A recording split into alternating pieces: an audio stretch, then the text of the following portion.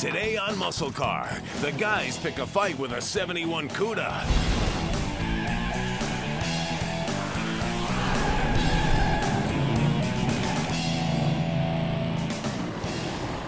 Hey, welcome to MuscleCar. The 71 Barracuda is our next project. Now, UFC President Dana White, well, he needs a car that's going to reflect his personality. So we're going to build it for him. He's a man's man, and Project Street Fighter is a man's car. The Barracuda was born in 1964 from the bones of the Plymouth Valiant. Over the next 5 years, it evolved slowly from a lumbering small block fastback to a respectable big block head turner. 70 was the year Plymouth introduced the smoldering E-body, and nowadays, 71 Cudas are considered the cherry on top of the model line. These babies are hot, hot, hot. UFC's Dana White is going to be pushing the pedals on this ride. We're going to personalize it. On the quarter panel, where you would usually advertise how many cubes you're packing around, it's going to have a big UFC.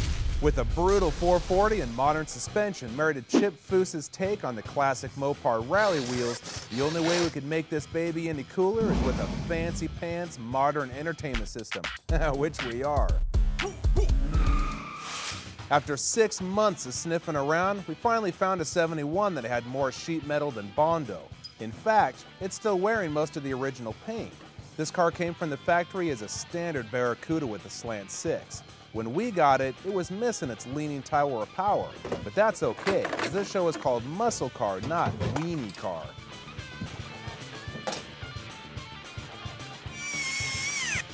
For once, we got a car that's clean enough that we don't have to have it blasted. We're going to hand strip it, fix any minor problems we know we'll run into, and suit it up on UFC's signature black and gray. There's a lot of reusable pieces on this car. Original Mopar parts are stupid expensive, so we'll be keeping as much as we can. We're keeping all the glass except the windshield, because it's taken a few hits over the years. Matco's windshield removal kit makes cutting through the rock-hard 38-year-old seals a lot easier. The first thing we want to do is strengthen the skeleton, and XB Motorsports helped us out with these subframe connectors that'll keep the front half of the car married to the back. The guy we got the car from already put in these nice fuel lines, so we're going to protect them by clamping them back out of the way and covering them with some welding paper. Undercoating and welding arcs, well, it'll make the best of friends, so 3M stripping discs and a couple of grinders give us shiny metal in no time at all. An exhaust jack does a fine job of holding the connector in place while we mark it to trim for a nice tidy fit. We're using a die grinder because the amount of metal that needs to be taken off is minimal. No need to whip out the plasma torch here. When the part seats up tightly like this, that minimizes the need to weld up gaps between the metal, and that means the car will be just that much stronger. Remember, the floor pans are a lot thinner gauge metal than the frame connectors, so when welding these in place, I gotta be careful not to blow holes through the floor.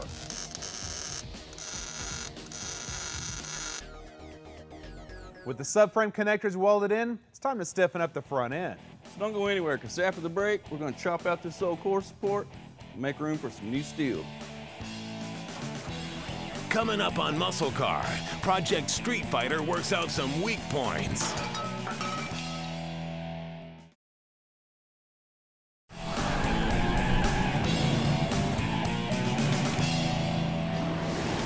Hey, we're still here working on Project Street Fighter. Now, our plans for the suspension under this big old fish calls for a lot more than your basic bolt-in components. But that means we need to address a factory weak link before we even touch the suspension. This core support's way too weak for what we've got planned. So to reduce flex, we're going to install a brace that Sean Highland sent us. The body saw might be noisy, but it makes a nice clean cut. Most of the old support is going away, but we're leaving some of it intact so we have something to weld to later.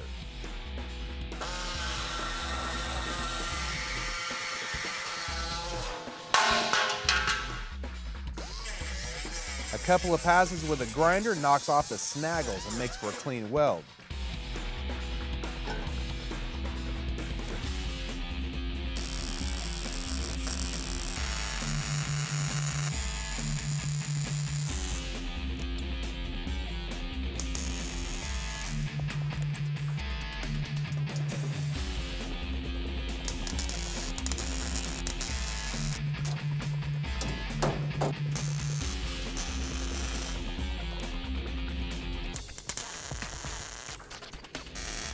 Hey, this thing is strong enough now to jack the car up with.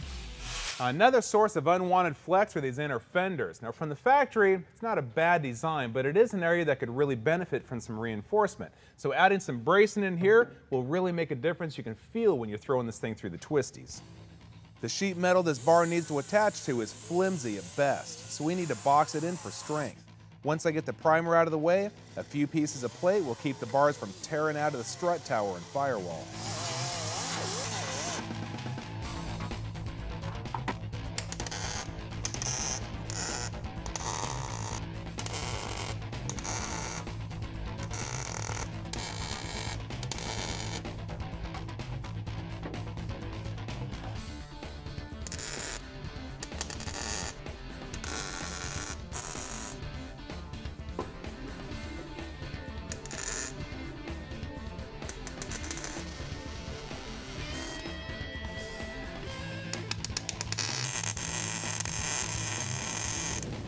Now we told you we had something special planned for the front suspension under Project Street Fighter, and here it is. XV Motorsports sent us their Stage 2 front suspension kit, and it's designed to make new Corvettes see Cuda taillights. Like every ride from the muscle car era, the 71 Cuda has left a lot to be desired in the handling department. XV Motorsports engineering team analyzed the weaknesses and came up with a highly engineered suspension package to bring the A, B, and E bodies into the 21st century. Now the bracing we just installed is part of this kit, but here's the meat and potatoes. The control arms are all aluminum and incredibly light, and these spindles are based off the Corvette design. This K-member is engineered to work with the 440 that Horsepower built and has race car geometry built right in it. Before the new components can go on, all the old brackets have to go. The brake line bracket's in the way, so it's out of here. The coilovers come complete with their own bump stocks, so they're out of here too.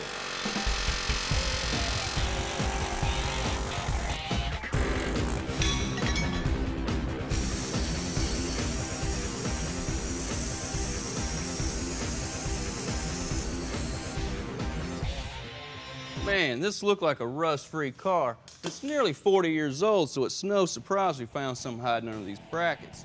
This needs to be patched, so I'll be working on this while we take a break. Hey, right on, man. That rail's looking good. Appreciate it, man. You about ready to put this K-member in? Yes, I am. The K-member bolts up using a combination of original mounts and holes we need to drill. XV includes a center punch designed to help locate the position of the holes. Once the ones in the bottom of the frame rail are marked, we can drop it down and get to drilling. First with a small bit for the pilot holes, then with a 1/2-inch bit to make room for the sleeves we'll be inserting later. The K-member's got to go back on so we can mark the holes on top of the frame rail. Then it's back out again for more drilling.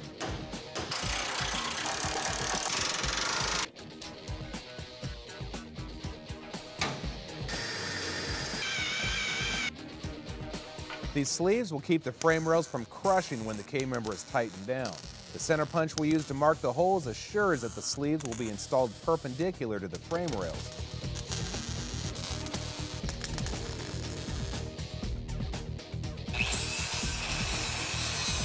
Once the welds are ground down a little, the K-member can go in for a final test fit.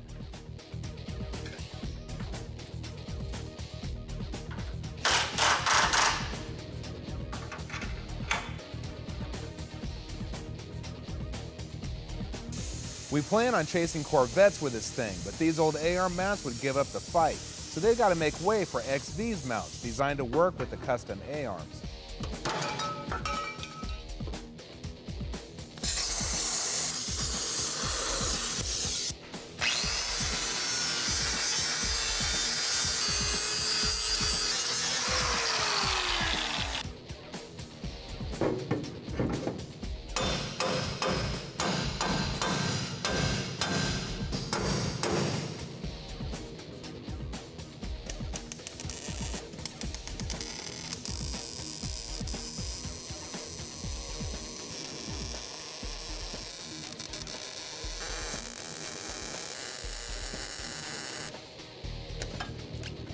Got the mount welded in, man. That looks great. I'll go ahead and fill in these holes. Sounds good to me. They're cool. Hey, any professional's got to train hard for a fight, and Project Street Fighter is no different. We put the Cuda on a diet and started building some muscle, but there's still a long way to go before it can roll into the octagon for its first fight. And next round, we're going to be working on agility and finishing up the suspension. But for this week, we're out of time. So until next time, we're out of here.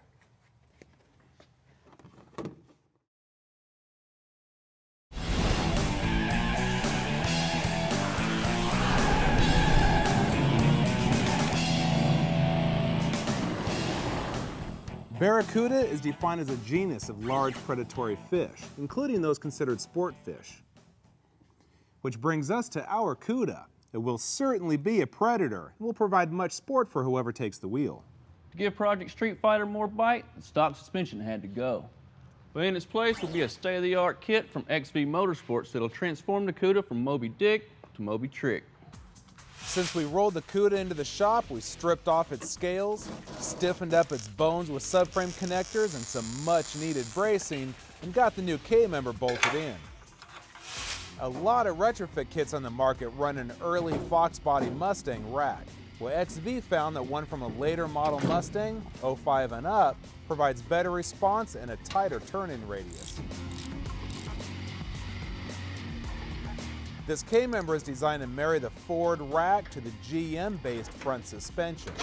The lower A-arms and spindles are straight off of GM's part shelves. They're a lightweight, tried and true design. The upper control arms are a product of XV's R&D. They're ultra lightweight machined billet aluminum, which will reduce the unsprung weight. The shocks are also specifically designed for the E-body. These nitrogen-filled coilovers will help keep the bumps in the road from breaking your teeth.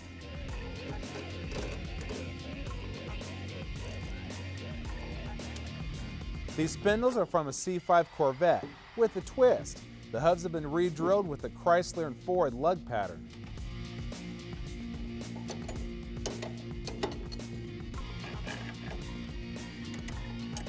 A couple of spacers bring the steering rack arms in line with the A-arms to prevent bump steer. Next up is a sway bar. These mounts are also whittled out of an aluminum block. Sway bars control body roll, and not that there's going to be a lot where this thing's sitting 3 inches off the deck. This arm connects the sway bar to the end links, tying everything together.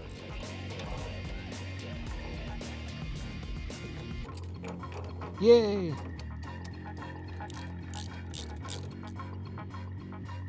For the brakes, the caliper mounts go on first, followed by the 13-inch rotors.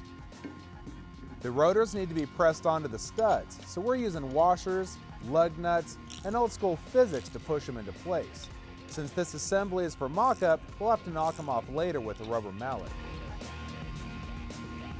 The calipers are a 6-piston design. They'll bite onto these rotors like a Rottweiler biting on a steak. With the front end mocked up, it's time to move on to the rear end, and that means all this factory stuff here has got to go. Now, this axle was rebuilt when we bought the car, but it's an 8 1/4, and our 440 would knock that thing into little tiny pieces. So we got a full 9 inches we're going to put underneath here, courtesy of Curry Enterprises. It's also got a brand new gas tank. We're going to drop that out just to make more room for us to work. This tank had already been installed when we got the Cuda, and it hadn't even seen any gas before we took it back out. These brake lines are also new, but they're attached to the old rear end, and the whole thing has got to go. I can go ahead and loosen the upper shock mounts, but before we go any further, we need to support the housing so I don't end up with the rear end where my head should be. With the shocks loose, I can tackle the shackles.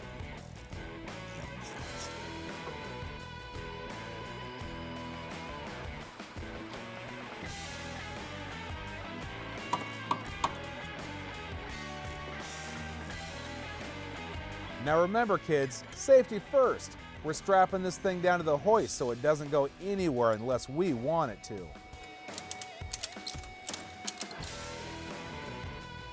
The last step is getting this old technology out of the way. Perfect, it's out of there. We're ready to install our Curry rear axle, but we laid out our XV parts and realized we're missing a third link and a panhard bar. Anyone who's built a car knows this can happen sometimes, especially with a kit with this many parts. That's why it's important to go through everything before you get started. Yeah, we need to keep moving on this thing though, so we're gonna go ahead and mock up the drivetrain and get all the steering linkage installed. We'll knock all that out right after the break. Coming up, our big fish swallows 425 horses.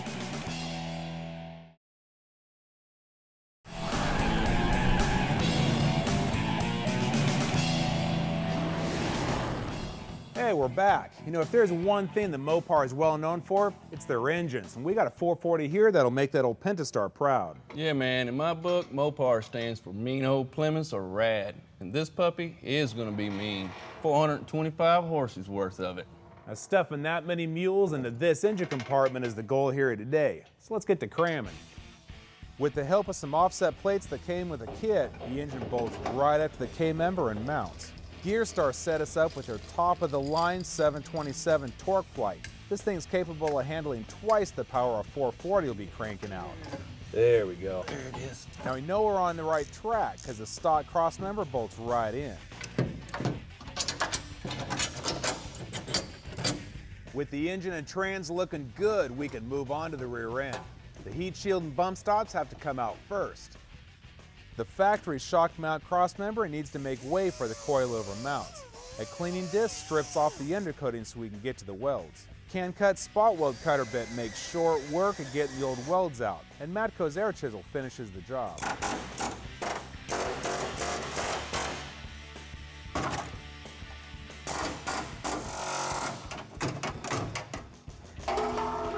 The center line of the axle is measured from the front mounting point, so the front mount needs to go in first. I hang a string from it, and using the measurements provided in the kit, determine where the coilover mount will be welded in. Using the marks we made on the outside of the frame rails as a guide, we'll run a string across and transfer the marks to the inside of the frame rails. Now that we know where a mount will land, I can get the area cleaned up and welded in.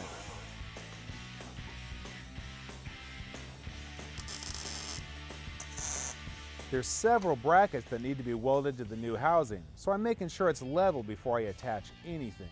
The third link mount is the first to go on. Hey, no rocket science here, just make sure it's centered.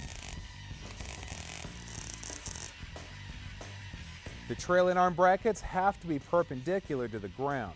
Now once the needle reads 0, I'll tack them in place. The instructions give concise measurements to place all the brackets, so I'm going to follow them to a T. These trailing arms should be mounted to the car before the rear end goes in. They're another product of XV's R&D and are designed to be super strong and lightweight. The Dana 60 rear end is a good design, but it's heavier than the 9-inch, has fewer gear choices, and parts are harder to come by. Street Fighter is being built as a driver, and you can find parts for this Curry 9-inch in just about any parts store across the nation. Now earlier we mentioned that we're missing our third link in a panhard bar. Well, it looks like we got a problem with shipping because it disappeared somewhere between XV and here. We're on a roll and the third link is next, so we're just going to make our own. This plate goes in first, and then we can get our measurements. Now we don't want to end up with a hole in the floorboard, so we're reinforcing the mounting points to handle the strain from axle torque. We'll also be adding a larger plate to the inside of the car for additional strength. The third link prevents the axle from twisting backwards while the wheels are pulling forwards. We're designing this one to be adjustable so we can change the pinion angle if we need to. Brent's already made the piece that attaches to the housing, and with it mounted, he can figure out how long the other half of the link should be. This piece of round stock will have to mate to the bushing sleeve, so it needs to be fish mounted. A few minutes with a grinder and it butts right together.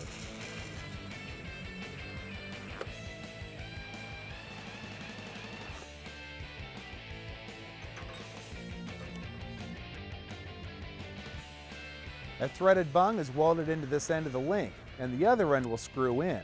This gives the third link adjustability.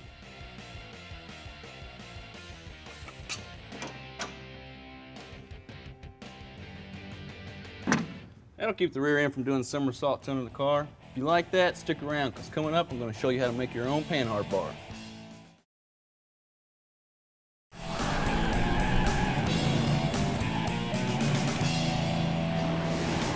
Hey, we're back. You know, Project Street Fighter is going to bob and weave like a champ, and we got to put a little spring in its step. That's where coilovers come in. By bolting the coilovers into the upper mounts first, I'll know the angle of the lower mounts. With the location marked, I can grind off the coating and get to welding.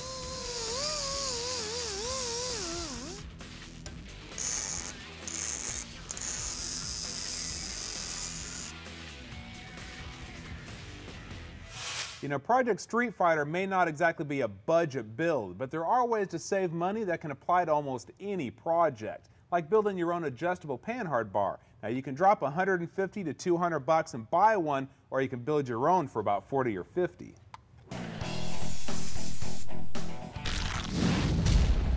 Build on a budget. MuscleCar projects that save you time and money.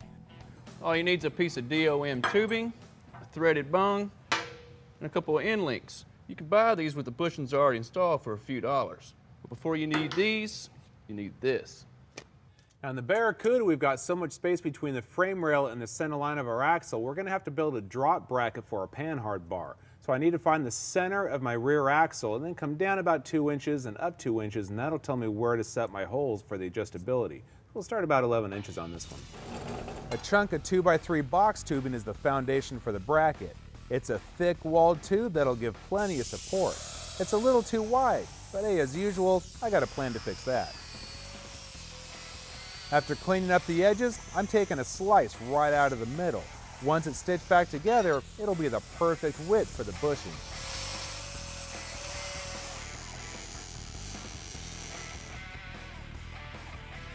Much better. Since the ride height is adjustable, the panhard bar needs to be adjustable as well. These 3 holes will give us different settings to keep the bar parallel with the rear end.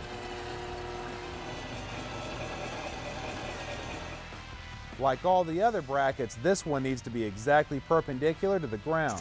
Once I check the angle of the dangle, I can weld it in.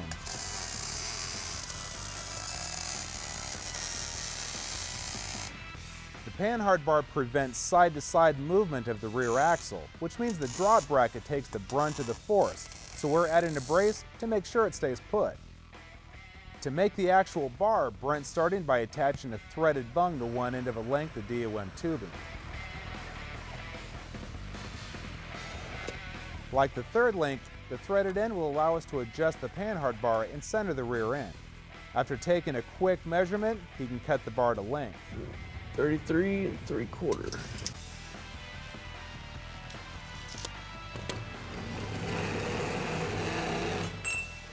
Now this end will hold the bushings that attach to the drop bracket, completing the panhard bar setup.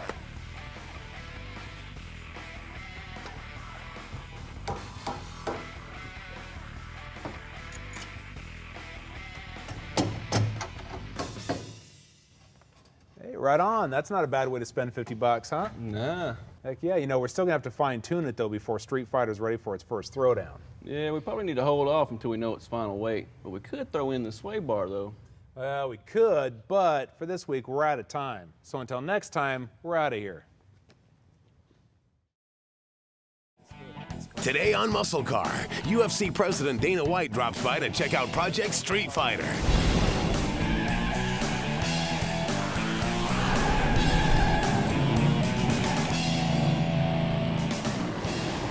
Hey, welcome to MuscleCar. Front suspension, engine, and trans are mocked up in Project Street Fighter, and today we'll be working out our header clearance issues. First, we need to finish the rear suspension. So we're going to mount the rear sway bar, one more brace, stuff all the guts in this rear axle housing, and finally mount the brakes. This 71 Barracuda rolled into the shop with very little rust and no drivetrain. We blew it apart and started installing the suspension kit, including frame connectors, K-member, and steering rack. After mocking up the engine and tranny, we got this 9-inch rear end under it and put in most of the rear suspension.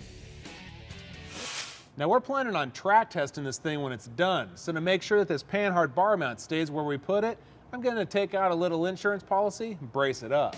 Now even though the instructions don't call for it, we figured an extra 4 ounces of weight will be worth the payoff in additional strength.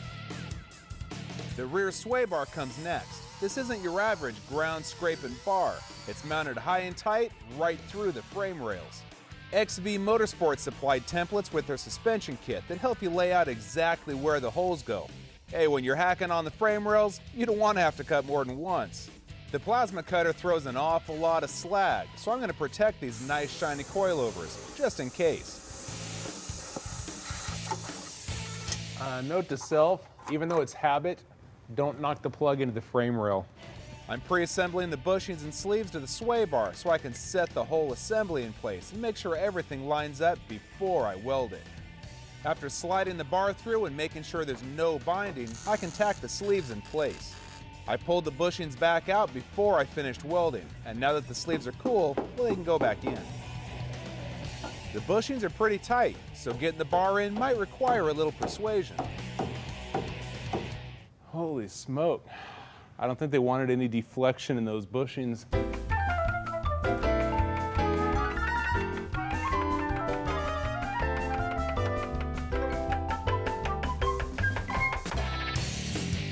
Well, I got a good workout with the dead blow, but I ain't done yet. The end links and trailing arms still need to go on. To finish it up, the mounting tabs are tacked to the housing. We'll finish weld them along with all the other brackets when we drop the housing back out. Now before the brakes can go on, we gotta stuff some guts in the housing, so the center section and axles are next. To keep the axles from falling out while getting the brakes mocked up, a couple of retainer plates will do the trick. Hey man, check out what Chip Foose just sent us. Oh man, those are awesome. Yeah, they're the Challengers that MHT Wheels are building for them. Yeah, those are cool. Well, man, I was about ready to put these back brakes on, but what do you say we put one of those on the front and make sure it's gonna work? Heck yeah. All right, let's see what we got here. Well, they look good. Ooh, that's not good. Yeah, this thing is sitting solid on that caliper, dude. There's no way that's gonna work. Yeah, these wheels have to go on the car, man. Yeah, absolutely. Well, you know what that means? I gotta go brake shopping. While you do that, I'll get these headers put on. All right, sounds good. That's coming up right after the break. Up next, meet the ultimate fighter who'll be behind the wheel of Street Fighter. You have no idea how excited I am for this car.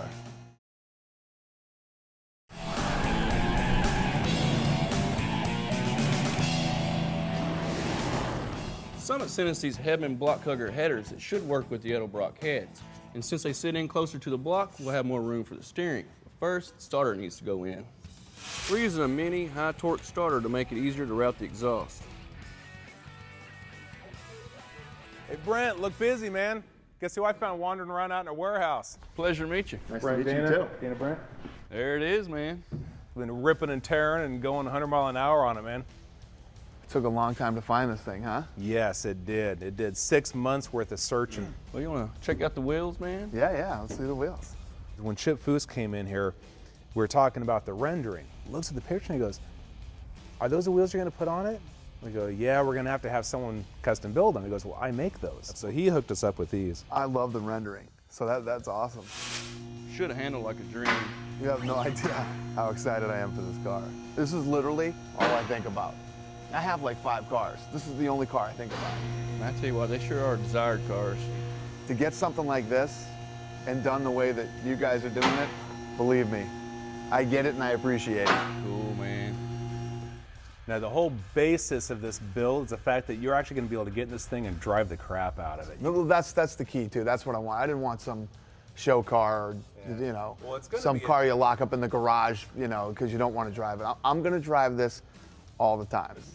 I'm more excited about this car than anything I've ever bought in my life or had in my life. Well, anytime you want to bring a Ferrari by, let me drive it. You know? I'll tell you what, next time you're in Vegas, you can drive the Ferrari and I'll drive this. Okay, hold on. Oh, it's a We're deal. coming out to Vegas. And It's a deal. I'm one of those guys, I lay on the couch and watch on Saturdays. I watch every Saturday and I'm fascinated by the whole thing. I don't know anything about building cars. I know how to put gas in it. That's about it. And I'm fascinated by it, how they're built and how you guys do this stuff. Ian down in Extreme hooked us up with this like little Punisher. Oh, that is little cool. Skull. That is So cool. we're thinking about right above where the third link mounts to the rear end. It's actually going to be like right up in there. Just give it a little something to look at. That is really cool. And then Rick was going to do some pinstriping on the pump in here, and really doll it up. That is so cool. You guys are so talented. It's unbelievable. Seriously. I was on the phone with Willwood. I think we got a set of brakes that'll work on this thing. The problem with these is that they're basically just too thick, and how the wheels mounted on there, the back spacing on the wheel just wasn't enough, and it was basically running into the calipers. So Willwood makes a really good product, so we'll get those on there. See if that hood will sit on there, Richard. Hey Dana, want to give me a hand? Oh, I didn't even see that, yeah. So you are literally the first one to set this hood on this car. Perfect. And I just hope that it fits right. I think we're actually going to have to trim the hood up just a Yeah. little to make it clear it right there. Well, I get it. I get it, and I like it. Thank you guys so much. I'm so excited. Seriously, there aren't too many things that get me excited, and I'm excited about this. Yeah, that's definitely cool. Dana's amped up about this project, so we want to keep moving. And that means it's time to test fit these Hedman headers. Looks like we're in the ballpark, but not quite a home run. Trim her up right there. The engine mount will need a little off the top, then we can see if they'll cinch up.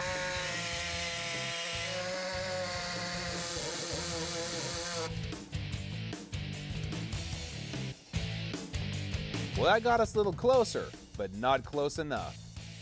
Well, I got Dana heading back west. He's got a big old grin on his face. That's cool, man.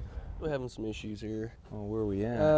Well, I trimmed the mount up a little bit right there, but it still ain't enough. That means we either got to modify the tube or modify the mount. I'd say modify the tube. That tube or the whole header? Probably the whole header. Yeah, I'm up for anything. Yeah, we'll try that. Okay, cool. Don't you just love chopping up brand new headers? Well, we really don't either. But sometimes chopping up new ones is still way cheaper than having custom ones made. Build on a budget. MuscleCar projects that save you time and money. A custom set of headers can set you back at least $1,500. You can pick these Hedman block huggers up from Summit for under $300. Add a couple of collectors and some U-bends, and you're still in under $500. Something else you'll have to invest is some time and some creativity. Now, it may seem drastic, but since we're modifying the tubes, the first step is to get the collector out of the way. Then we can reevaluate the situation. Right, looks like these are gonna work. I'll get the first piece cut and tack it in. Then I can finish them up off the car. So don't go anywhere, because we'll be moving ahead on these later in the show. Hey, welcome back. I'm ready to piece these headers together for the Cuda. Now, I was going to use the same collector I cut off earlier, but it's a lot easier to start with a new one, so it's out of here. Got the first tube welded in. It's time to finish them up. Brent starts out knowing where the flange will be, where the collector will be, and where he wants each tube to be. Making the pieces to fill in those gaps is the tricky part. With U-bends, you can choose which portion of the bend you need to get the right shape. This can be done with a hacksaw or a cutoff wheel instead of the bandsaw. Just make sure you end up with cuts straight across each section of pipe. These sleeves will hold the pieces together and give the welder some material to grab onto.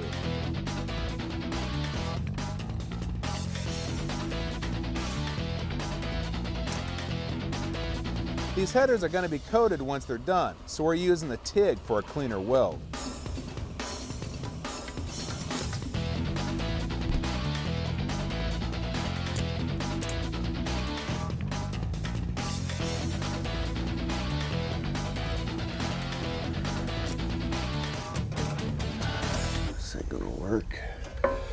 This is why when I'm making headers, I like to test fit it after every piece I put in. As you can see, I've got a huge problem here. It looks like this tube here is going to be chopped out, rerouted around the steering. But first I need to finish up these two back tubes.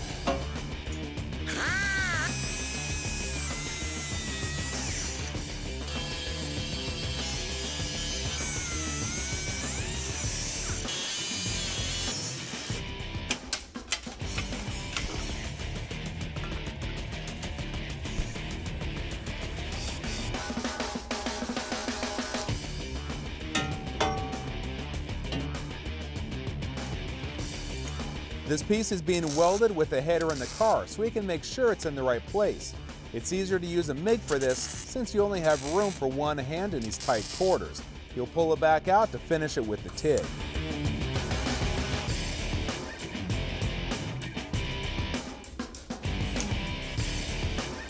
With all the tubes in the right place, the new collector has to come back off so Brent can add a filler piece and weld up all the gaps.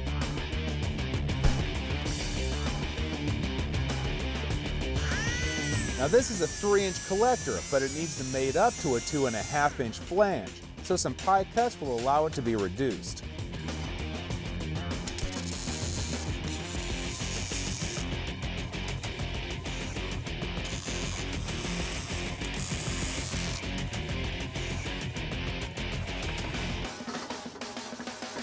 Right on, man, that's looking good. Yeah, that ought to give you plenty of room for that steering. Oh yeah, set the knuckle right there. It's almost a straight shot now, because it's time for me to get the steering in. Oh yeah. I did it sent as this nice tilt column. It's made just for E-body, so it bolts right up to the factory mounts. The I Did It installation kit includes all the parts you need to connect the dots. Now I know what you're thinking. Man, that is a good looking steering wheel.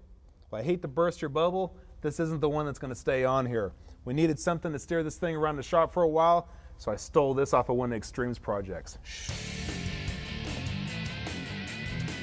Pirelli sent us a set of P0s to wrap around our Foose wheels from MHT.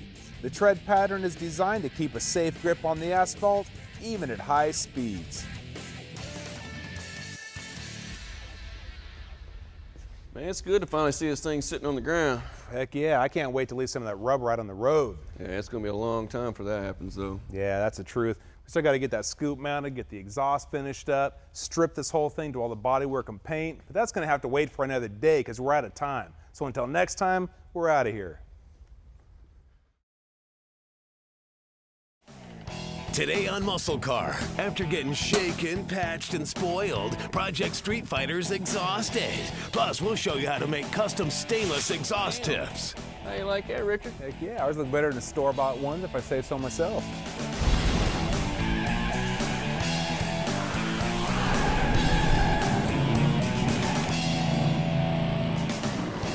Hey guys, welcome to MuscleCar. We're back working on our 71 Cuda Project Street Fighter. She's finally down on all fours and we're ready to start hanging some body panels. Once we get the doors, fenders, and deck lid on, we can take a look at that shaker hood and make sure it's going to clear the carbs on our 440. We started with a rust-free 71 Barracuda, so we don't have to worry about getting the body blasted or doing a lot of sheet metal work. We got the subframe connectors, suspension, and rear end in, mocked up the motor and trans, modified the headers, and got the steering in. When you've done as many chassis mods to a vehicle as we've done to our Cuda, it's a good idea to hang all the sheet metal back on to make sure there's no surprises.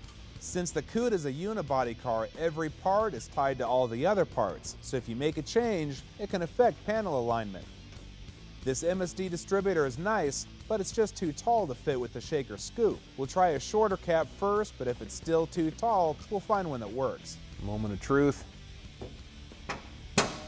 Ooh, a little bit low on the corners, but that'll come up with the bumpers. That looks really good, dude. Surprised me. Yeah, that does. That looks great. The shaker scoop actually sits right on the engine and dances around when you push the loud pedal, hence the name Shaker. It wasn't just designed to look cool, its main purpose is to suck in cold air. Ooh, Man. that ain't good, is it? Things were going way too smooth. We're overlapping the scoop by a good 1/4 inch over here, dude. And we're already hitting on this side. Got a little fudge way right here. If we can trim that, slide it over, it'll probably gain us a little right here. Well, we're already maxed out on the adjustment right here, and that scoop is as far this way as it's gonna go. Well, if that's all maxed out, do you have any fudge room on the motor mounts? No, I think they're pretty much where they're gonna be. It's like we're gonna have to just make this work somehow. How high is this thing set? You know, we're too high anyway. We're still up on the front. That whole thing's gotta get dropped. Let's try dropping that and then we'll trim it. Drop the base? Yeah. Well, we'll run that aftermarket intake too. Different intake and different carburetors. So a little bit here, a little bit there, and it's probably knocking this thing up too tall. Well, here it looks like we can probably lose a good 1/4 inch or so off of there. Now this is another case where the combination of aftermarket parts doesn't come together as easily as we had hoped. The height of the scoop is determined by things not easily changed: the position of the motor and the height of the heads, intake, and carburetors. That leaves the scoop itself. By taking a 1/4 inch here and an 1/8 inch there, we might be able to squeeze it in under the wire. Dropping the base means the carburetor linkage will need more room, so I've got more trimming to do. That is very thick. Well then, let's do this.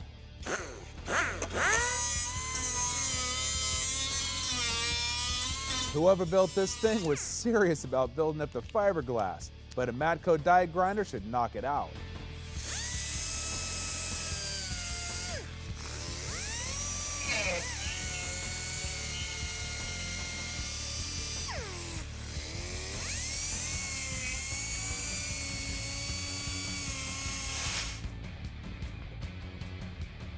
With the base modified, the hood drops enough to see where the edges need to be trimmed. Well, we're a heck of a lot closer. We've got to lose a little sheet metal here, though. And not a lot is coming off, but if it's in the way, it's gotta go. With a cutoff wheel slinging metal everywhere, a welding blanket will keep that pretty 440 from getting scarred up.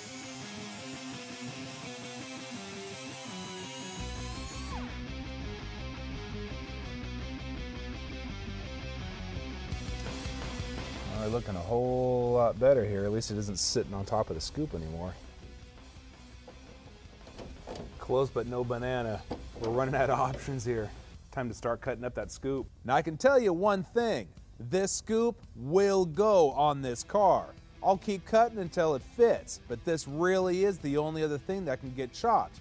If this doesn't do it, we'll be taking another look at the motor mounts. That can be modifying the suspension, and we really don't want to have to get into that. I'm taking out a 1/4 inch and crossing my fingers.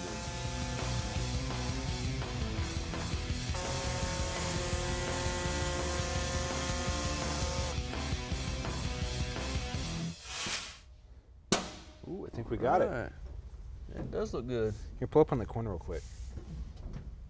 Oh yeah, we got it. Once we get the corner stops in, we'll be cool. Well, let's move on to the back. Works for me. I still need to glue those scoop pieces back together, but hey, I've had enough for now. Time to get on that spoiler.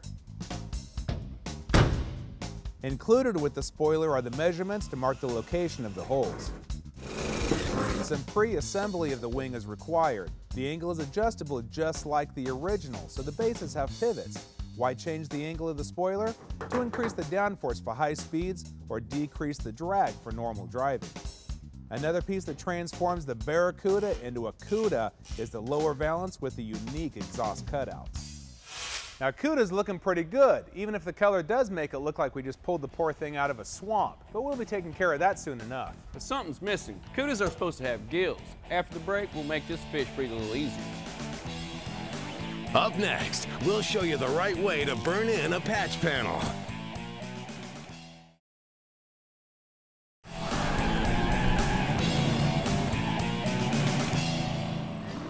Since this car is pretty rust-free, we haven't had to do much cutting on the sheet metal. But we're about to chop up 2 perfectly good fenders. Why? Louvers. Are they functional? Nah, but do they look cool? Hell yeah. Now Barracuda was a base model with limited options, so they didn't have them. But Cudas were performance models, and in '71, they did. Your one has full fenders with the louvers available. We're going to use our insert panels. All right, now double check the measurements in the book, and this one right here is perfect. But I don't think we need to use all this extra sheet metal around here. No, we probably ought to just mark it right here, mark the louvers. We can trim off the excess. Trim it off, yeah. sit back over there, mark the outside, and then cut it out. Exactly. So, yeah, that'll work. Well, you mark that, man. I'll go get the welder. Okay. I'm setting the panel in place to mark where the louvers will be, so I'll have a reference point once the edges of the new panel are trimmed off. After double checking that everything is straight and level, perfect. I can measure where the new panel will be trimmed. I'm leaving 1 inch all the way around. This gives enough room to weld it in without getting into the body lines.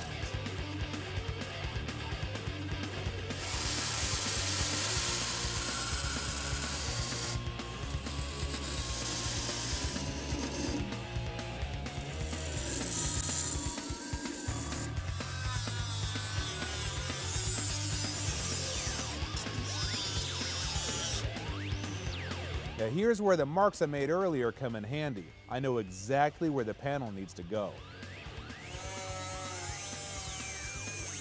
A trick that I like to use is rounding the corners of the patch panel. It makes it easier to weld in because there's no 90-degree corners to melt out.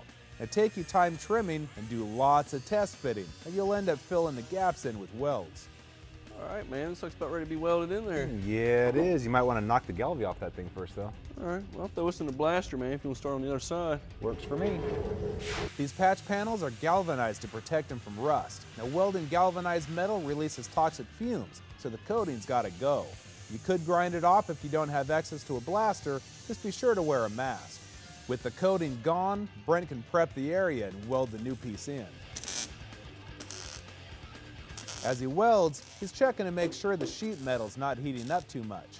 Overheating will cause warping, so he's making sure to let each area cool.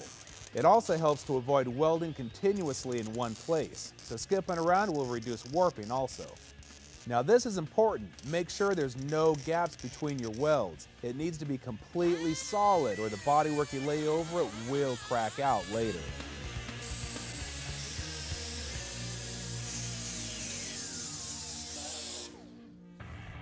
Right on, man. That's looking awesome. My side still needs a little grinding, but, you know, that's getting there. Well, once you get that done, dude, what do you say we get that exhaust flowing? Yeah, it works for me. Hey, you guys hang tight, because coming up later in the show, we're going to show you how MagnaFlow is going to make this piece roar. After the break, the guys get some hang time.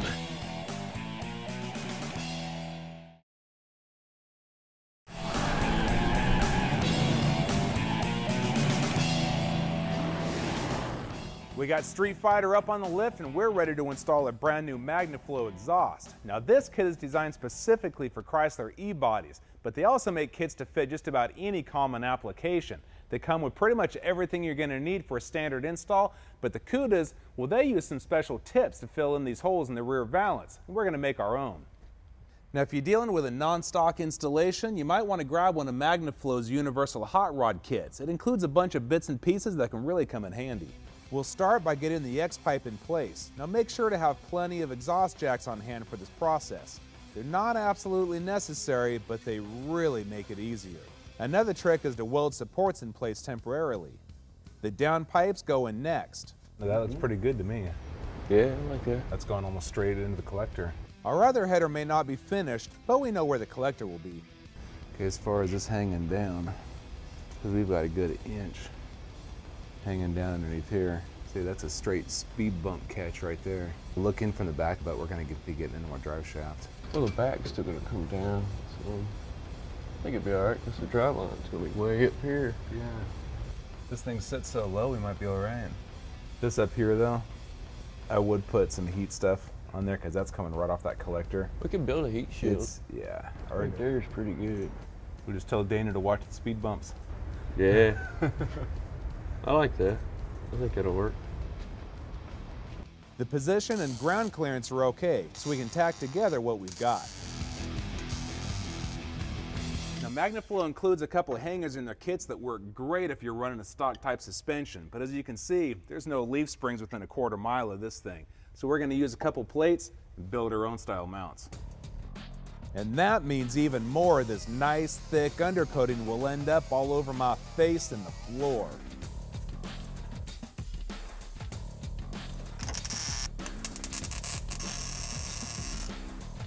These Signature Series mufflers that came with MagnaFlow's kit are free-flowing and, like the rest of the system, are stainless steel, so you don't have to worry about rust. The tailpipes need to line up with the holes in the valance, so we'll see how they look. Actually, we're not off as far as I would have guessed. We took a little section out of that. I'll raise that pipe up and probably bring it more. And tucked it more in, yeah. Actually, that'll help the heck out of this side too if you do that. A little cutting, a little welding.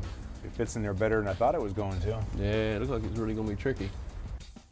Considering all the suspension mods, these pipes really do fit great. They're designed to work with stock tips, but we have something different in mind.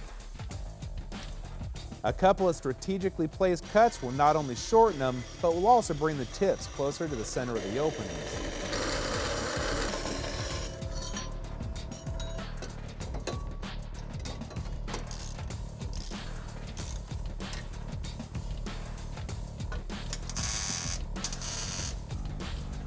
tailpipe's lined up pretty good.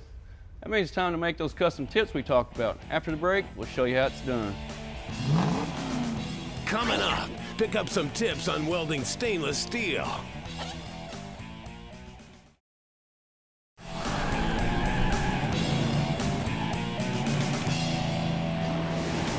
Hey guys, welcome back. We got our exhaust all mocked up with one exception, tips. Now Barracudas used a single exhaust, nothing special at all. Cudas, on the other hand, had twin monster square tips shoved right through the rear valance. We could spend $150 to $200 on a set, but hey, they're just stainless steel boxes, and I'm all about cutting and welding some metal, so we'll just fab our own. Build on a budget. MuscleCar projects that save you time and money. The materials for this are simple, just a small sheet of stainless that you can pick up for less than 50 bucks. Could use mild steel and save a few dollars, but you'd have to have it coated to prevent rust. Don't forget your cardboard for the templates. First, I need to know the general size of the box. By marking the outer edges of the opening, I can get an idea where I need to make my bends. Some creasing, cutting, and taping, and the overall shape of the tip emerges. I want these angled to match the openings they'll peek out of, so after setting them straight and level, I'll mark the edges all the way around.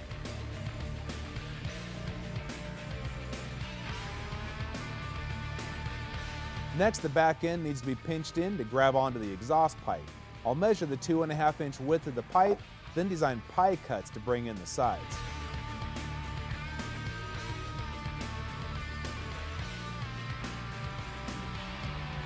It's good.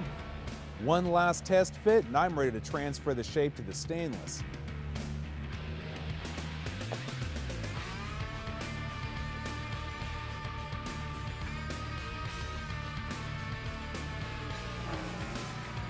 The shear takes care of all the straight cuts and gets rid of the excess.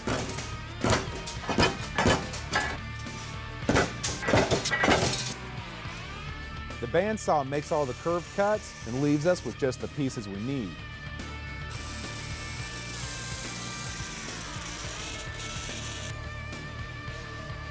A quick trip to the brake turns my 2-dimensional pattern into a 3-dimensional piece. A little bending and tweaking, and it's ready for welding. All right, man. Got it together, don't you? Heck yeah. Time for you to get your TIG on. And do it to it. Have at it.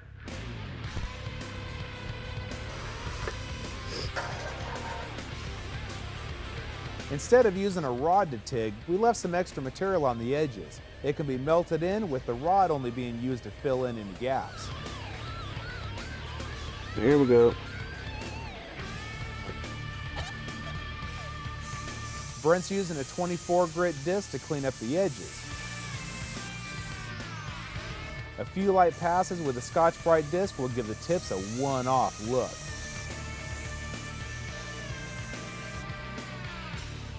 Bam!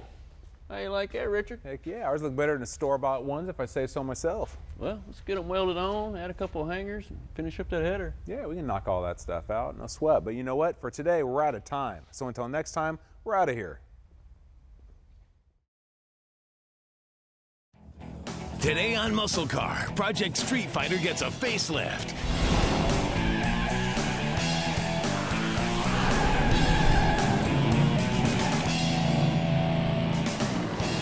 Hey, welcome to MuscleCar. Our 71 Cuda Project Street Fighter looks a lot different from the last time you saw it.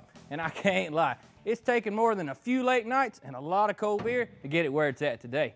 This thing's about ready for some color, but it's not going to get just your average paint job, because this thing has to look as tough as the new owner, UFC's Dana White. So we're going to put down a paint job that's going to look like a Cuda at first glance, but scream Street Fighter when you get all up in its grill. The 71 Barracuda we started with was in pretty good shape, but it needed some muscle, so we added some frame connectors, a new suspension, and tougher rear end to handle that 440. We got the exhaust in, then added the Cuda shaker hood, louvers, and exhaust tips. Bam! Since Street Fighter is a tribute to the UFC, we're using their color scheme, charcoal gray and black, and the billboard will read UFC instead of 440. If we were painting this thing all one solid color, we'd just shoot it in pieces and be done with it. But since the graphics are running from one panel onto the next, we got to hang all the tins on this thing before it rolls into the booth. Since we'll have to blow it apart again later to jam it, we're hanging the panels with just enough bolts to keep them in place.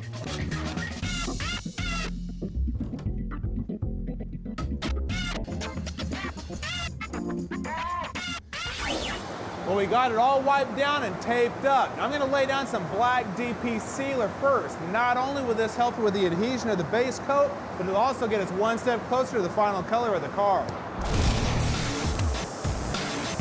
One thing to remember with sealer, you only have a specific window of time to get the base coat on over it. It varies from one sealer to another, so be sure to read the tech sheet. Now, Street Fighter looks good enough in flat black. I'd be tempted to leave it like that. But trust me, this paint that Auto Body Coloring Supply hooked us up with, it's Galaxy Gray. You think it looks good now, wait till we put this on it. And there you have the first look at what color Street Fighter is going to be.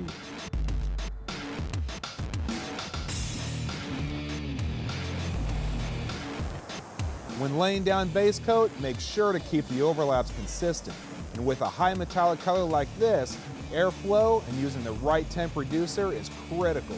You may have to experiment to get the combination that works for you.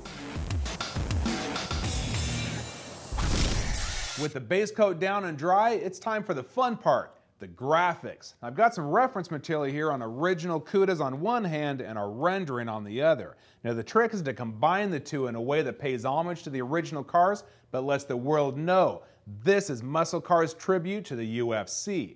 Now Plymouth never had UFC on their billboards, but that's where my creativity comes in. Since we don't have an actual Cuda to measure from, I'm using a picture as a reference. Now once I've converted the measurements to the right scale, I can transfer them to the car.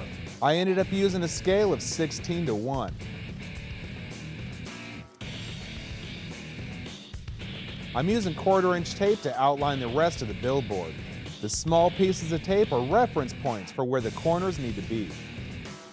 For the UFC lettering, I'm laying down a piece of transfer tape over the whole area. It comes in a lot of different widths, and you can pick it up at any sign shop. I want the UFC logo to be slightly inset from the edge of the graphic, and this tape line will mark that gap. Now I can lay out the lettering. A lot of this involves the calibrated eyeball. I have a basic plan, but I'll tweak it as I go to get the best look.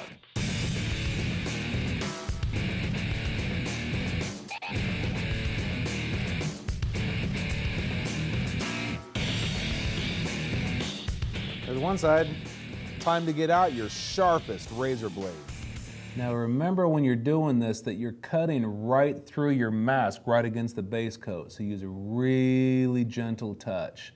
I've seen guys come in like this, get too aggressive, and have them push in to the point where they actually dig into the base coat and leave marks on the primer behind it. And let me tell you, that is a pain to go back and fix later. Just use a nice gentle touch.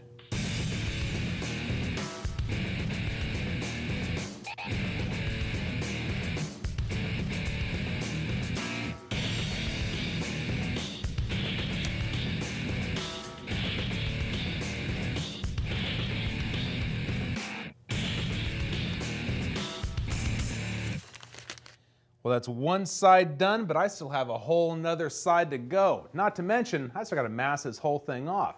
Well, I'll get that knocked out during the break, but don't go anywhere, because coming up later in the show, I'm going to show you a new use for something out of your kitchen that I'll bet you never thought of. After the break, Rick's got candy, and he's willing to share.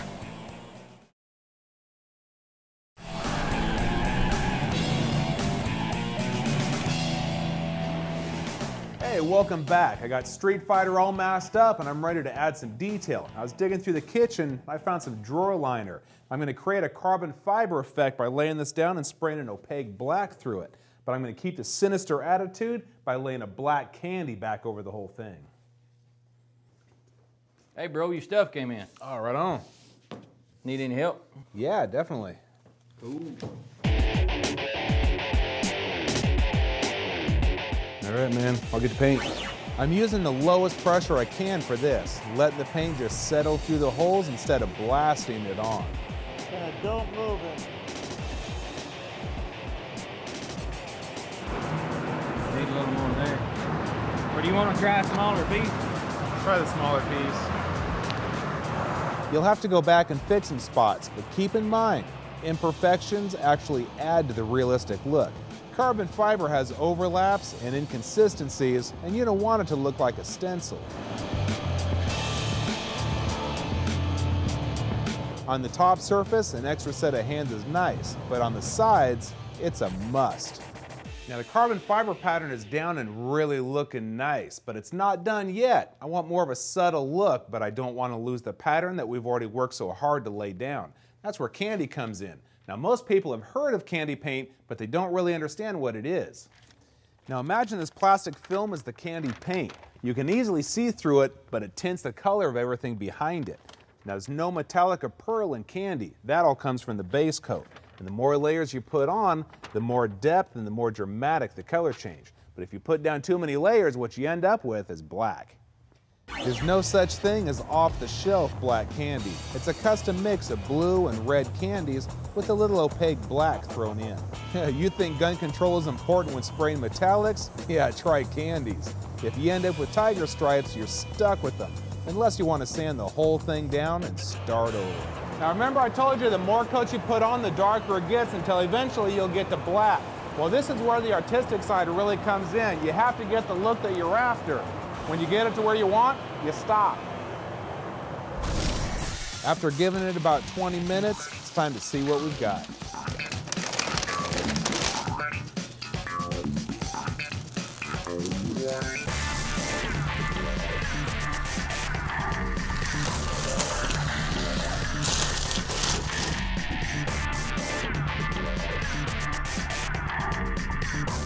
And last but not least, I'll seal it all up with 3 coats of PPG's 2002 Clear.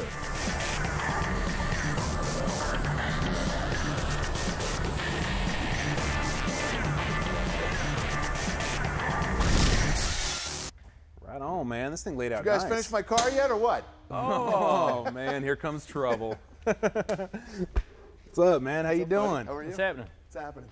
Dana, pleasure. I actually just rolled it out of the booth, man. You're just in time. Is that like fencing? Is Is that what that's supposed to be? Yeah, it's like a carbon fiber look. Actually, fencing is cool. Yeah, it's fencing. That's what it looks like. That's it. Actually, Chain it kind of link, looks man. like chain link. I love those rims. Sits good. They fit in the wheel wells nice too. Yeah, it's got a good rate to it, or a Yeah. good stand. This won't touch when they turn. No, we've had it lock to lock and it didn't hit. The suspension on this thing is completely adjustable, so you can raise it, lower it, you know, do whatever you got to do to set it up. Hey man, you have to check your seats out. Legendary Auto Interiors hooked us up with these. No, it's beautiful. Yeah, it turned out nice, man. These are awesome. So what's next? Well, after this, we got to put the interior in it. Still have to paint some parts, the trunk lid, the wing, scoop, you know, balances, that type of thing. And then it's down to wiring, plummet, brakes, assembly, man. And throw some keys at you. Awesome.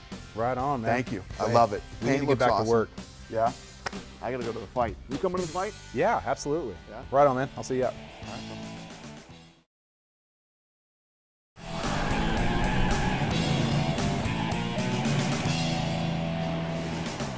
Hey, we're back. Part of what makes a 71 the most desirable model Cuda is a signature cheese grater grill. These things are highly desirable and you're looking at least $1,000 if you're going to have to replace one. Project Street Fighter's original grill is in pretty good shape, but like you might expect with a piece of plastic almost 40 years old, it's got some cracks. So, some reconstructive surgery is in order. Build on a budget. MuscleCar projects that save you time and money. Original parts for these cars are getting harder and harder to find, so we want to save what we can. Repairing this grill not only saves an OEM part, but it also saves us a big chunk of change. So no matter what kind of car you're working on, this helps to keep the repair costs down and the resale value up. Before I do any repair, all the trim has to come off. Be really careful doing this because you don't want to end up with more damage than you started with. A couple of clamps will keep the area level.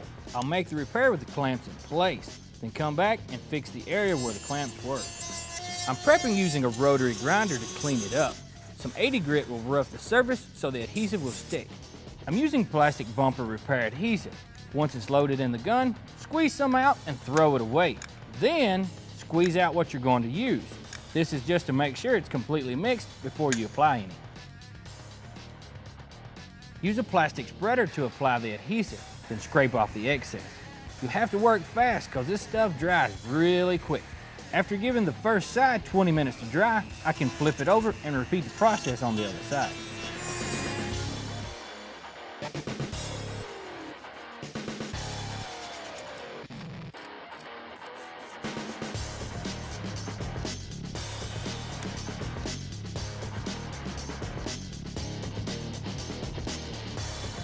Next, I'm going to fill in the areas where the clamps work, using the same steps.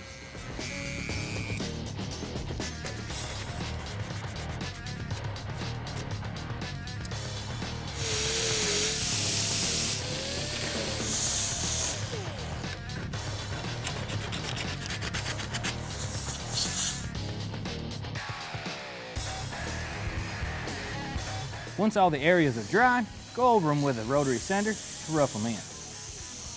In the tight areas, sand it down by hand with some 80 grit. I'm using my homemade sanding block, aka a paint paddle. Once it's roughed in, smooth it down with 180 on a D8. Now all this thing needs is some primer. This same process will work for flexible parts like urethane moldings or bumper covers.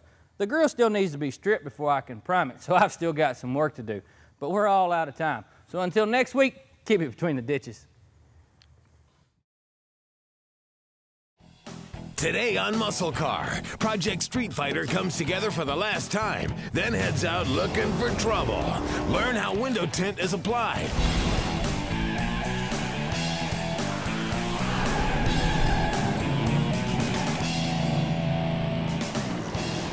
Hey, welcome to MuscleCar. You know, we've got hundreds of hours in the building at Project Street Fighter for UFC's President Dana White. I'm going to drive this all the time. Yeah, he's ready to get behind the wheel, and we're almost ready to hand over the keys. But before that can happen, we got to tie up some loose ends. Shaker needs to be dropped on, the engine needs to be fired up, and the interior needs to be finished. But don't think we're just going to hand him over the keys without giving it a quick spin around the block, because we need to give it a test drive to make sure it's safe. This baby's come a long way since MuscleCar took it in. After installing all new suspension and plenty of bracing, we test fit the full 46-pack engine and 727 torque flight. The 2.5-inch exhaust was finished out with custom exhaust tips. Then we added the Cuda louvers, a shaker hood, and rear spoiler. One-of-a-kind paint and graphics gave Street Fighter a whole new attitude, and we added a sweet custom entertainment system to match. The pre-fitting on the hood has already been done, so dropping it on and bolting it up is a no-brainer. And to fill that big old hole in the hood, the shaker scoop is going on for the last time.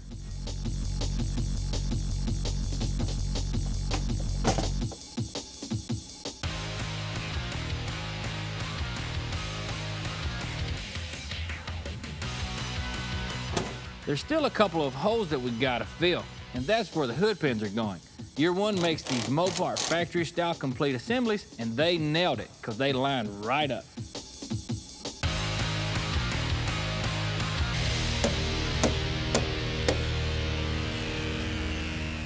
With those installed, the exterior is done. Now it's time to stuff the rest of the guts into this fish. These are the original seats, and we sent them out to Legendary Auto Interiors for some fresh vinyl.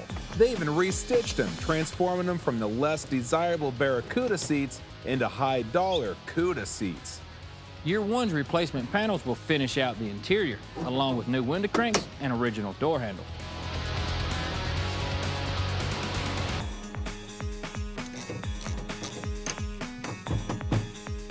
Project Street Fighter is looking awesome inside and out, but there's something missing. Now you got to remember, this thing's going to be living in Las Vegas, and that means a lot of desert and a lot of sun. So to keep those UV rays from beating up on Dana, these windows need some tint. So CJ from Solar Solutions is going to come in, give us a hand. I appreciate it, man. You're very welcome. What's your plan for this thing? We're going to put 20% film all the way around, put a strip across the top, keep them guys cool inside. Right on, sounds good. Well, you're the expert. I'm not, so I'm out. Absolutely. Have at it. It's a pretty simple process, but many people are surprised to see it starts by laying film on the outside of the windows. It's easier to cut the pattern this way and to remove the backing once it's ready to stick down. A few passes with the squeegee gets all the wrinkles out, then the edges are trimmed.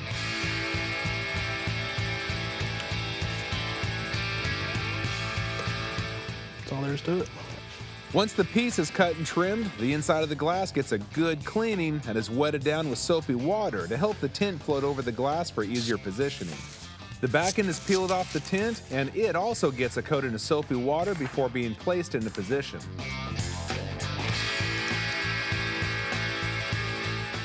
The squeegee gets all the air bubbles and water out, and then it's time to dry. The back window, well, it uses pretty much the same process, but because of the compound curve of the glass, a heat gun is used to form the plastic tint into the shape of the window.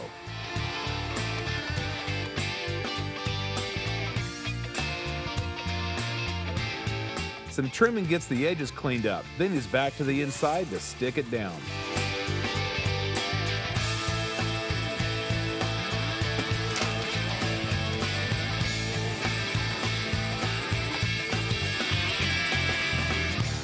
This visor strip will keep the sun out of Dana's eyes as he's tearing up the Nevada desert. Plus, it just looks good. Some heat along the edges of the door tint makes sure they're going to stay in place. And a razor bevels the edge for a finished look. Oh, dude, that makes it right there. That is perfect. Absolutely, it's a beautiful car now. Oh, I'll tell you, I've tried window tinting before, and you just made that look a whole lot easier than it really is. I know that. You can do it, anybody can. Hey, I appreciate you coming out and taking care of it for us. Absolutely, yes, sir. Right on. Well, hey, I'll see you out, man. I got a car out here in the parking lot, too. We're gonna hook you up with it. Coming up, Project Street Fighter is ready to roll, and we're riding along with Rick and Tommy on the test ride. That exhaust sounds killer.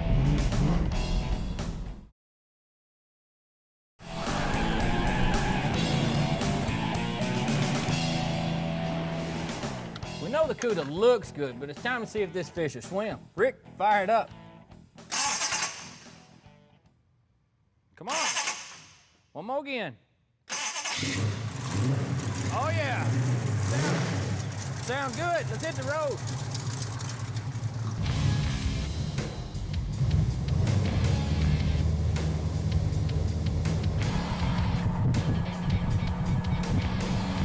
The interior turned out sweet in this thing, man, for a daily driver. Not only that, it could be a show car if you really wanted it to be. Well, the cool thing about it, there's actually like 5 people involved in the interior. There's year 1 on the door panels, Heavy's Customs for the headliner. There's Legendary Auto Interiors that hooked us up with the nice seats. And Nate did the console. There's Grant steering wheel. There's, I don't know, 5 or 7 different companies that put this interior together, and it works together perfect.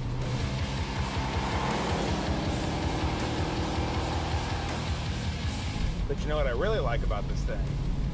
Other than the fact that we're in it, that exhaust sounds killer. That sounds good.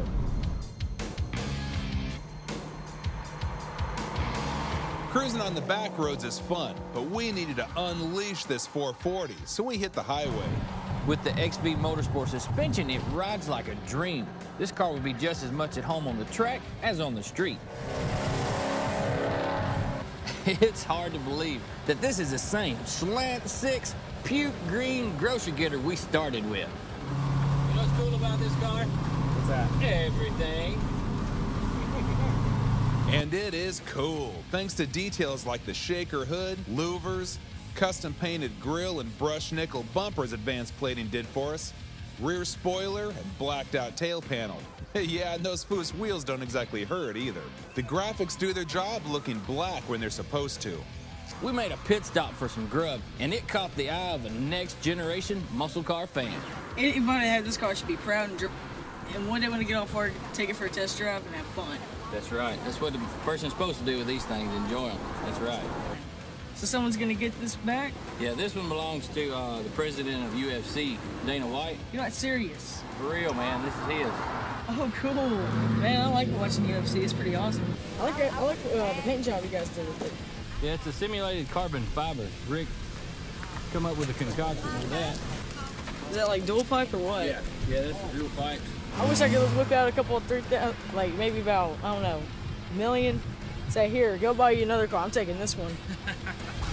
Project Street Fighter still has a full tank of gas and is begging for some more blacktop. So we pointed it towards a local car show and cracked open that six-pack. Look out, muscle car fans, here we come.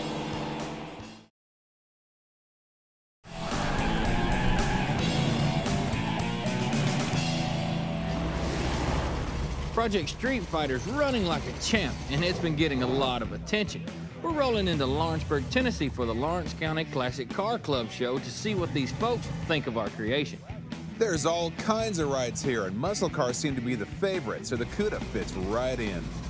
I don't know if it's legal or not. It's not. But let's see if we can find us a race or something, Rick. What do you say? Hell yeah! There's Model A right there. I think we can take it. We can take that Model A. You're right. There's muscle car fans of all ages here, and Street Fighter definitely seems to be a hit. And I gotta tell you, it's fun to get out of the shop for a while and talk to some fans. Hey, everybody. How are y'all? Yeah, I'm jealous. I want me a wagon. I dig them. Over there, the blue car, we drove that. Drove a T-Bucket. Nothing wrong with driving a T-Bucket. Y'all get a little bit better budget. I'm on Johnny Cash's budget. Piece of the They won it last weekend. I'll give you $50 for it right now. You didn't pay nothing for it. Yeah. Actually, I'm a Ford person, but that LS motor's about to change me, I think. Man, oh, those LS motors, they are nice. Tough, man. Checking out your old Mopar here. Thank you. Hey, got the right license plate on it. Drive it, mate? All the time. Drive it all the time. It's the only way to drive them, right? That's what they're for. One thing that seemed to get a lot of attention was the carbon fiber look paint. What actually do you use when you do that? Well, I used the gray that's on the rest of the car. That's actually the background. And we laid down that matte and just laid some black through it. And then I mixed up some black candy and shot that over the top. Yeah, that's pretty sharp. I was going to try that. He learned how by watching y'all show. He went out and done it on his boomerang. He took a thing that we had in the kitchen and he took it out back and laid it up on there, and he just barely sprayed over it, and he's, look. Hearing that people are learning new things from watching the show makes all that hard work worthwhile.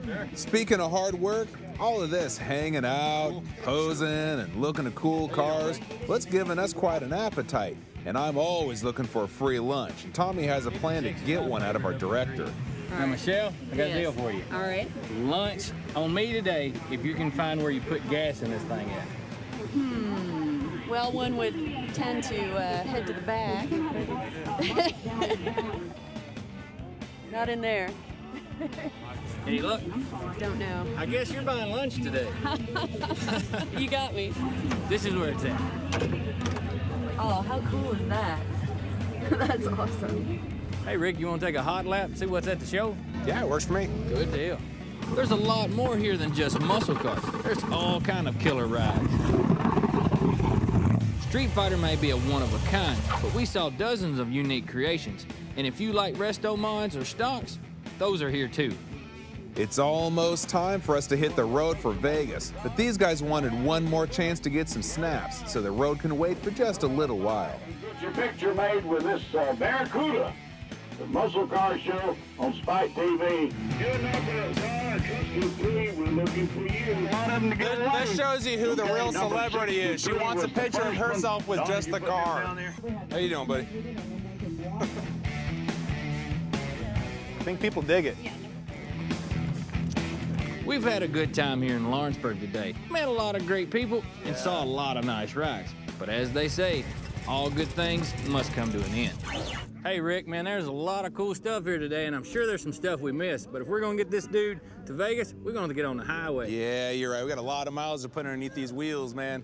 Well, hey, for this week, we're out of time. So until next time, we're out of here. Get your motor running. Head out on the highway. Hey, man, I hope you got the gas card. We got a lot of hours ahead of us. Yeah, we got the gas card, and there ain't no limit on it either. Uh-oh!